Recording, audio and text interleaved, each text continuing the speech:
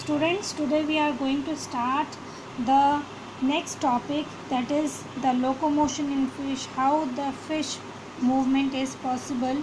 First we are going to see the thing which we see externally. Okay, so if this is a fish of a you can see the picture of a fish, we can see that this fins, okay, basically what we see externally, we see that yes, the fins are present and this fins helps the fish to move. Okay, but apart from this, they have the muscles, okay, which are attached, where it is attached to the bones of the fish, which helps the movement possible. Even in case of the human beings also, we move our hand, we move our legs, okay, everything, each and every movement of our body is made possible with the help of the muscle. So in case of fish also, the muscles makes the movement possible. So in case of fish, the muscles which are attached to the bones of the fish, they are called as the myotome muscle, and the shape of this muscle, it is V-shaped. Okay, so now the contraction and the relaxation of these muscles make the movement of the fish possible. This helps, that is the contraction of the myotome muscles help the fish to change the direction. It helps them to go up, to go down. So these are all forward or backward posture. It is being done with the help of this contraction of the myotome muscles. So suppose this pink color, it is the vertebra of the fish or the bone of the fish to which the myotome muscles are being attached. Now suppose the fish want to move to the left side, okay, left side of your hand. What will happen? The muscles which are present on the left side will contract and the muscles which are present on the right side will relax. Now what will happen? Due to contraction of these muscles on the left side, the fish will bend to its left side. Okay, now the fish want to move where? It want to move to the right side. Similarly, the muscles which are present on the right side, so this is the right side, so now what will happen? In the right side, the muscles will contract, and on the left side the muscle will relax, and the fish will naturally move towards its right. So in this way, the direction of the fish, it is being changed with the help of this contraction of the muscles.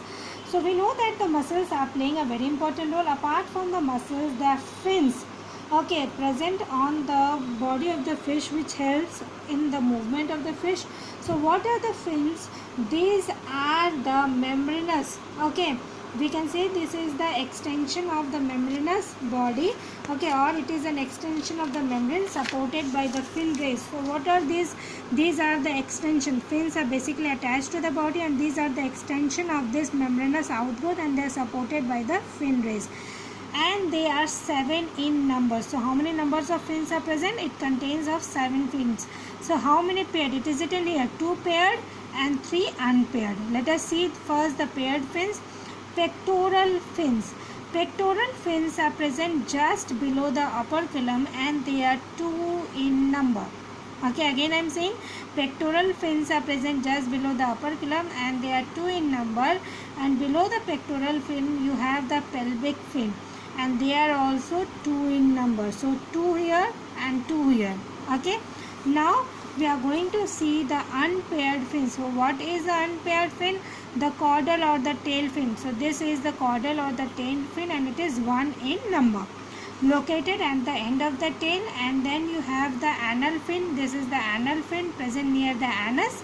And you have the dorsal fin that is present in the, this is the dorsal fin which is present in the mid dorsal line of the body. So all together 7 fins: pectoral 2, pelvic 2, dorsal 1, caudal 1, and anal 1. Okay, so these are all about, let us see. And yes, basically the function of these fins are also asked. So it is said here, the fins help to maintain the stability and direction of movement of the fish. Pectoral and pelvic fins help the animal keeping in body in horizontal position. They help the body to keep in the horizontal position. Then you have the dorsal fin, okay, facilitates the anterior movement. And the tail fin, this tail fin act as a steering, changing the direction. Okay class, now the anal fin maintains the vertical position of the fin. So vertical position is maintained by this anal fin. In the next class we will see how the movement or how the flight in the pigeon takes place. Thank you class.